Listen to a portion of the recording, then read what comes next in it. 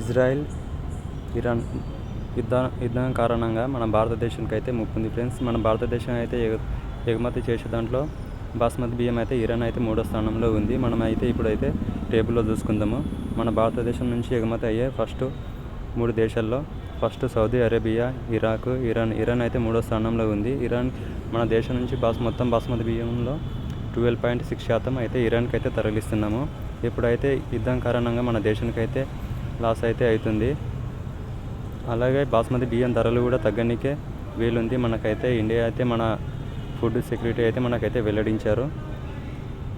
Thank you friends. మన channel అయితే like చేసుకొని సబ్స్క్రైబ్ చేసుకోండి మరిన్ని అప్డేట్స్ కోసం. Thank you friends. Thank you.